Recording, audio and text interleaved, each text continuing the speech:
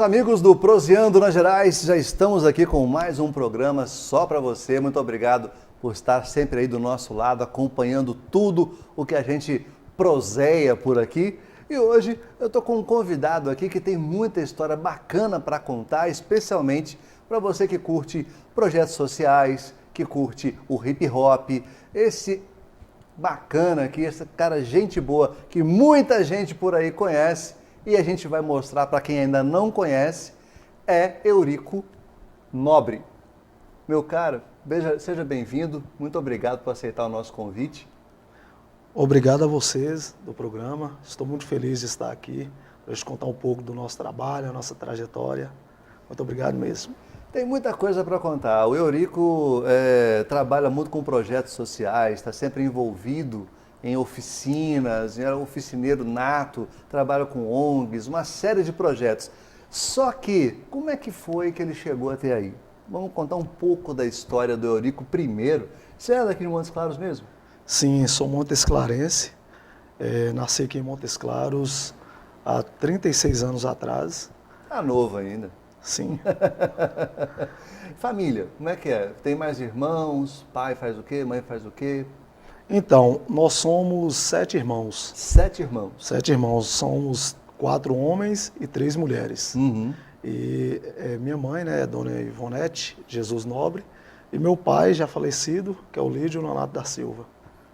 Vocês imaginam o cabelo branco de pai e mãe quando juntava-se tudo pequenininho, não devia ser fácil não. A distância de um para o outro é muito grande, vocês faziam muita bagunça na infância? Então, na verdade, a gente foi muito danado, né? Minha mãe fala, nossos parentes, os vizinhos, os amigos, mas a diferença é pouca. Eu sou do meio, mais velho, tem 41 anos, o segundo tem exatamente 40 e eu 36. Vou ir uma escadinha. É mais ou menos escadinha. Eu caçula, porém que é grandão, que é o Ronils. Ele é maior do que nós todos, ele tem 33. Então realmente foi praticamente um atrás do outro. Sim. E como é que foi essa vida? Porque se hoje em dia já não é fácil a gente criar 2, 3 filhos, você imagina 7. Então, a gente vem de uma origem humilde, né? Nós somos criados lá no aglomerado Cidade Cristo Rei, sim, conhecido como Feijão Semeado. E a nossa infância foi bem assim, humilde mesmo. A gente vivia de projetos sociais, de doação, de algumas associações, como a Conferência, ONGs. Sim. E a gente participava muito de projetos como a LBV, Allan Kardec. Tinha muitos projetos nas nossas comunidades. E isso ajudava muito, né, aquelas famílias naquela época que era muito difícil, o início dos anos 90 para o final dos anos 80. Aquela época ela era muito difícil mesmo. Era pesado. E os seus pais trabalhavam ou não? Então, meu pai, ele faleceu quando eu tinha 2 anos de idade. Novinho ainda. Isso. E minha mãe, ela ficou pensionista e ela vivia fazendo um bico. Hoje em dia é diarista, né? Diarista. E ela trabalhava como diarista e tinha pensão.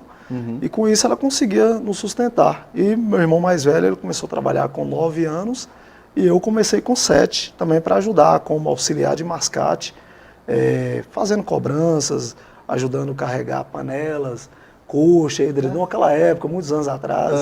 Então procurava essas pessoas mais novas assim para ajudar. 7 anos? 7 anos. Como é que era isso para você, de repente, vendo crianças numa idade de estar na escola e você já está ali trabalhando na labuta mesmo? Sim. Então, tudo se deu devido às dificuldades financeiras, né? A gente morava em uma casa muito humilde, e às vezes faltava alimentos, às vezes faltava as coisas básicas. Então, assim, eu via meu irmão que tinha 9 anos trabalhando, então eu me vi na obrigação também de ajudar minha família de alguma forma.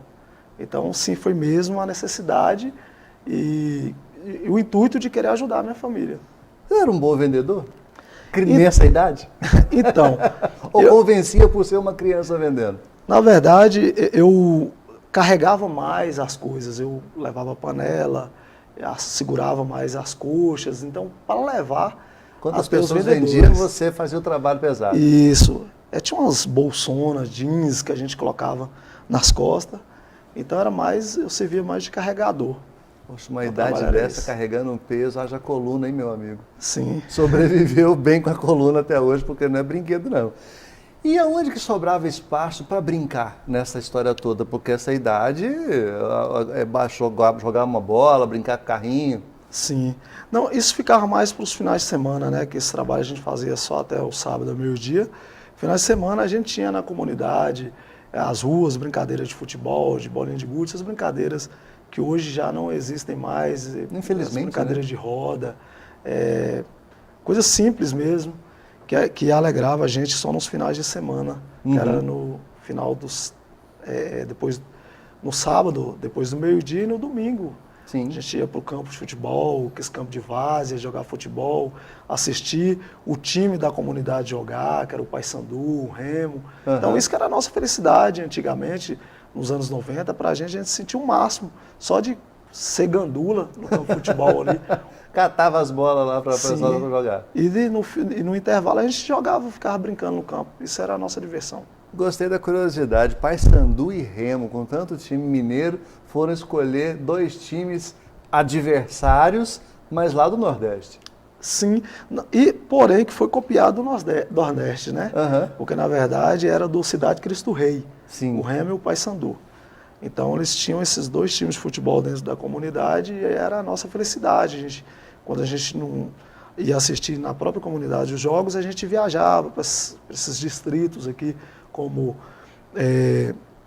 Miralta, ia para Lagoinha, todos esses lugares a gente ia fazer excursão para assistir os jogos desse time de futebol. Era a diversão da galera. Sim. Como é que você considera, como é que você classifica o Eurico estudante nessa época aí? Gostava de ir à escola? Era daqueles danadinhos que sentava lá no fundão e agitava? Ou realmente ficava lá na frente, debaixo da aba da professora? Então, assim, quando eu entrei no ensino fundamental, eu encontrei uma certa dificuldade. Assim, eu não conseguia aprender muito, não. Então, assim, eu tive dificuldade no início, até para me adaptar melhor com novos colegas. Porque eu trabalhava, depois minha mãe, assim, foi obrigada a me colocar na escola, né, para eu poder estudar. Então, mas depois de um tempo eu consegui me adaptar melhor, porque às vezes eu dormia muito na escola. Trabalhava muito o dia todo, então eu chegava cansado, então eu dormia. Então eu não conseguia aprender, não. Aí teve um tempo que eu parei de estudar, depois eu voltei e consegui fazer o ensino fundamental, fiz o ensino médio, mas eu encontrei muita dificuldade, mas depois eu voltei e persistir. Mas pela questão de você ter que ir para a rua trabalhar também, sim, né? Sim, aí eu ficava mais atrasado, né? Eu era grandão, os meninos eram bem menores, na primeira série, segunda série, eu já grandão, aí eu encontrei dificuldade, mas depois eu consegui vencer. Isso é fantástico, educação sempre em tudo. Eu conheço Montes Claros apenas de 2008 para cá. Foi quando eu me mudei do sul de Minas para Montes Claros. Certo. Nessa época, o Cristo Rei já tinha a fama, vamos dizer assim, que o feijão semeado tem hoje. Porque assim, é o mesmo lugar, mas eu estou tratando de quando eu comecei a conhecer por esse apelido. Sim. E de repente na sua época podia ser de repente ainda não um lugar tão violento como a gente ouve dizer. Sim. Então, o Cidade Cristo Rei, ele assim teve tempos, né? Os anos 90 foi uma coisa, foi uma era. Ano 2000 está sendo outra. Nos anos 90, o Cidade Cristo Rei era uma comunidade muito boa de se viver, das pessoas criarem seus filhos, era muito bom mesmo. Aí teve um período. Para a sua infância foi tranquilo? Foi muito bom. Tudo que eu aprendi, questão de valores, muita gente pensa que a gente aprende valores só em escola. Escola sim, a gente aprende. Mas as dificuldades te ensinam muitas coisas boas. Então, assim, muitas coisas boas eu aprendi lá no Cidade Cristo Rei, nessa época. E, assim, nos anos 2000, aí assim, o índice de criminalidade em geral, não só lá na cidade de Cristo Rei, mas Todos os bairros, todos os bairros no estado, na cidade, enfim, no Brasil, cresceu muito. E assim, é até culpa dos próprios governantes que deixam de trabalhar questões de políticas, de segurança, né, de educação, de prevenção. Então, assim, aí cresceu muito, mas aí veio os projetos sociais, que até mesmo eu participei desses projetos sociais, veio os projetos sociais lá para a cidade de Cristo Rei e ajudou a amenizar, né, amenizou o índice de criminalidade, de homicídio que tinha no bairro. Estava tendo muito homicídio em 2006, 2007, 2008. Hoje diminuiu. Tem vários programas que atuam lá e assim acabaram mais essas mortes que tinham lá, vinda através do tráfico, né, dessa violência toda. O que você, de repente, analisa, lembra desse período seus irmãos todos, infância, e os amigos que você fez, as amizades, fora, claro, da turminha dos seus irmãos, mas as amizades ali no bairro e acompanhar as mesmas amizades hoje? Continua todo o filme, você tem contato com o pessoal, você continua tendo aquele mesmo grupo de amigos? Sim, com certeza. Lá no Cidade Cristo Rei eu tenho uma boa relação com todos os moradores. Meus amigos de infância estão lá e a gente se vê, nós constituímos família e a gente frequenta a casa a gente frequenta a casa do outro. E assim, infelizmente tem alguns amigos que infelizmente não estão mais aqui, né, devido foram vítimas desse mundo do crime. Mas a gente tem muitos amigos que se deram bem, que buscaram um caminho certo, fez uma boa escolha. Sim. E que a gente conversa sobre isso até hoje, serve de exemplo, são trabalhadores, são pessoas que dão exemplo mesmo. Não dá para te chamar de um sobrevivente, porque, na verdade, o período que você viveu era de um bairro independente, como qualquer outro, né? E a coisa veio se agravando, complicando posteriormente. Mas família ainda continua morando lá? Você ainda tem essa convivência, até pelo seu trabalho hoje, de estar frequente lá? Então, assim, tem alguns parentes meus que moram lá. Hoje eu não moro lá mais, porque eu consegui comprar minha casa própria, né? Então, a gente mudou, eu casei, constituí família. Hoje eu não moro. Mas eu tenho muitos amigos, ainda tenho, assim, parentes que moram lá e a gente frequenta diariamente, porque tem projetos que eu trabalhei lá há 11 anos e esses projetos existem. Então, eu tenho amigos e a gente frequenta. Agora, como você fala de vítima, assim, eu já fui vítima de bala perdida dentro da própria comunidade. Mesmo? Eu já fui vítima de bala perdida. Esses tiroteios que aconteciam lá? Sim, não foi culpa da pessoa, mas aconteceu. Mas assim, a gente leva para um lado positivo. Tem também parentes, pessoas que pregavam a paz, como um ex-líder da comunidade, junto com minha prima, que foram assassinados lá, assim, foi até engano das próprias pessoas que fizeram isso, acharam que ele ia pôr um posto policial lá e acabou assassinando os dois. E a gente leva isso tudo, por mais que dói, por mais que é uma pessoa que a gente espelhava, né?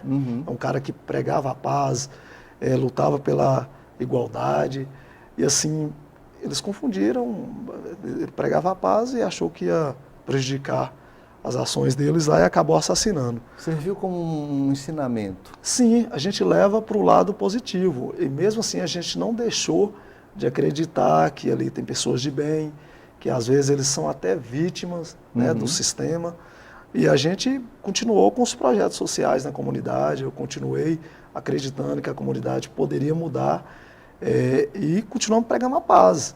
Então, assim, isso é muito importante. A gente pegou isso, mas deu uma volta por cima. A gente quer ver, a gente sempre prega a paz. O mais importante. Você, então, como começou a trabalhar desde pequeno, desde 7 anos de idade, conseguiu, como a gente já contou aí pra gente, que na escola você também conseguiu equiparar e estudar como deveria. Sim. Como é que foi, então, você a sua fase de adolescência, também ali trabalhando ou já teve algum outro foco, já sonhava em ser alguma coisa na vida diferente? Então, eu acho que toda criança, eu acho que ele tem um sonho de ser jogador de futebol, né? Isso Um dos também, principais. eu jogava futebol, mas eu acho que eu não fui bom de bola, mas o sonho de todos nós era ser jogador de futebol. Uhum. Mas assim, na minha adolescência, eu fui vendedor de picolé, eu fui olhador de carro, lavador de carro. Eu trabalhei em várias coisas, eu fui catador de latinha. Uhum. A gente olhava carro no próprio Expo Montes ali, no parque de exposição, na Sim. época. A gente cresceu fazendo isso. Minha adolescência foi isso aí. Até eu conhecer o hip hop. Com que Entendeu? idade você foi apresentado ao hip hop? Então, eu conheci mesmo, assim, eu conheci o hip hop para eu poder aderir, fazer esse movimento, foi em 1998.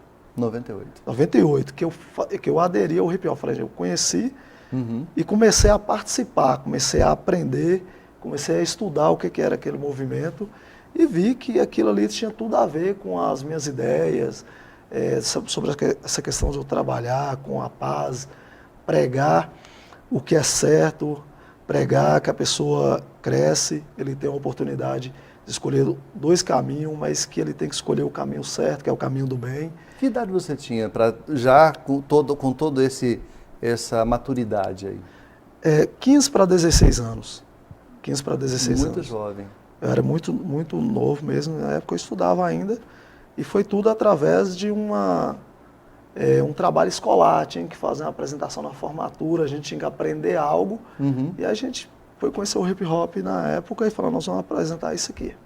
Só para o pessoal que de repente não está muito familiarizado, dá um resumo rápido do que é o hip hop. Então, o hip hop ele é um movimento cultural, ele surgiu nos Estados Unidos e chegou aqui no Brasil no final dos anos 80 para os anos 90.